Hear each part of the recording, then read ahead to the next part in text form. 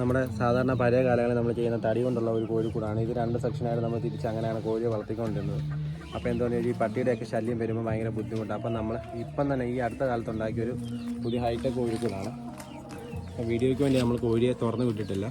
അപ്പോൾ ഇത് 2 സെക്ഷനായിട്ടാണ്. 2 സെക്ഷനായിട്ടൊന്ന് ഉദ്ദേശിച്ചത് ഇപ്പോൾ തനി നാടൻ കോഴിയാണ് ഇതിനകത്ത് കിടക്കുന്നത്.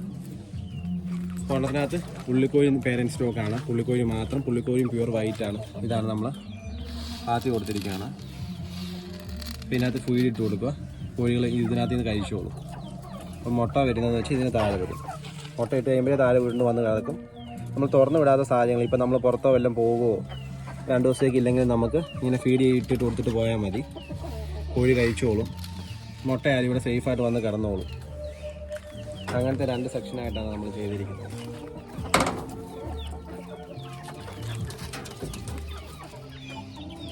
എല്ലാം നമ്മുടെ കിടക്കുന്ന എല്ലാം തനി നാടൻ കോഴികളാണ്. നമ്മൾ പെല്ലറ്റാണ് കൊടുത്തിരിക്കുന്നത്, ലെയർ പെല്ലറ്റ്. ഇതെല്ലാം ഓൾഡ് ലൈനേജ് ആണ്. ഈ കാണുന്ന ഈ സെക്ഷനിൽ കിടക്കുന്ന എല്ലാം ഓൾഡ് ലൈനേജ്. ഓൾഡ് ലൈനേജ് ന്യൂജനുമായിട്ട് 2 പുള്ളിക്കോഴികളുമായിട്ട് 2 മാറ്റി ഇട്ടേക്കാം. നമ്മുടെ ഒരു പൂവൻ ശകലം അഗ്രസീവ് ആണോ, അവനായിട്ട് കുത്തുവാണ് വേറെ ഒരു മെയിലിന്.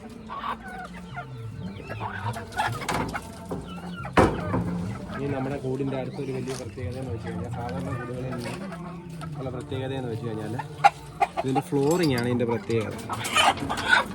സാധാരണ കൂടുകളുടെ ഫ്ലോറിംഗ് എങ്ങനെയാണെന്ന് ചോദിച്ചു കഴിഞ്ഞാൽ നമ്മൾ മെറ്റൽ വെച്ചിട്ടുള്ള ഫ്ലോറിംഗ് ആയിരിക്കും. നമ്മൾ അതിൽ നിന്ന് വ്യത്യസ്തമായി നമ്മൾ കൊടുത്തിരിക്കുന്ന പ്ലാസ്റ്റിക് ഫ്ലോറിംഗ്. ഇതിപ്പോൾ നമ്മൾ കോഴിക്ക് ഒരു പച്ചല ഇട്ട് കൊടുത്താണ്, ഇന്ന് നമ്മൾ തുറന്ന് വിടുന്നില്ല അതുകൊണ്ട്. അപ്പം ഇത് പ്ലാസ്റ്റിക് ഫ്ലോറിംഗ് ആണ് നമ്മൾ കൊടുത്തിരിക്കുന്നത്.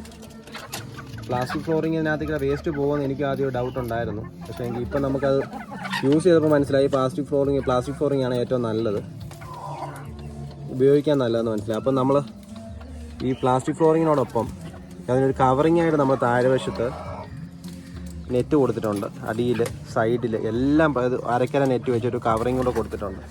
അതിൻ്റെ ഗുണം എന്താണെന്ന് ചോദിച്ചു കഴിഞ്ഞാൽ, പട്ടിക്ക് ഒരു രീതിയിൽ നമ്മുടെ കോഴി അല്ലെങ്കിൽ ഒരു കാട്ടുപൂച്ചയ്ക്കോ നമ്മളെ കോഴിയെ പിടിക്കാനുള്ള ചാൻസ് ഇല്ല.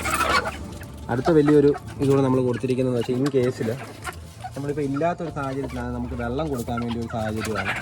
നിപ്പിൾ ട്രിങ്കർ 90 ആണ് കൊടുക്കുന്നത്. നിപ്പിൾ ട്രിങ്കർ കോഴിക്ക് കുടിക്കണമെങ്കിൽ, വെള്ളം വേണമെങ്കിൽ ഇങ്ങനെ കുടിക്കാനുള്ളൊരു സൗകര്യമാണ്. നമ്മൾ തന്നെ ചെയ്താൽ ഇത് മൊത്തം അല്ല, വാങ്ങിച്ച കുഴുവൊക്കെ അത്യാവശ്യം നല്ല റേറ്റ് ആവും. ഇതാണ് നമ്മുടെ പുള്ളി ചാര പ്യുവർ വൈറ്റ് ബ്രീഡിംഗ് സെക്ഷൻ. ഇവരെ ഒരു ആളെ നമ്മൾ ഒരു സെക്ഷനെ ഒരു ദിവസം തുറന്ന് വിടാറുള്ളൂ. ഇവരെ തുറന്ന് വിടുവാണെങ്കിൽ മറ്റവരെ വിടത്തില്ല, അവരെ തുറന്ന് വിടുവാണെങ്കിൽ ഇവരെ വിടത്തില്ല. അങ്ങനെയാണ് നമ്മുടെ ഏകദേശം 8 അടി നീളത്തോളം ഉണ്ട് ഈ കൂടിൻ്റെ വീതി. നീളം എന്ന് വെച്ചാൽ 8 അടി നീളവും 4 അടി വീതിയാണ് ഇതിൻ്റെ സൈസ്. അത്യാവശ്യം വലുപ്പമുള്ള കൂടാണ്. ഈ കോഴികൾ ഇതിനകത്ത് നമുക്ക് കുറച്ചേ ഉള്ളൂ. ഇതിലിരട്ടി കോഴി ഇടാൻ പറ്റും.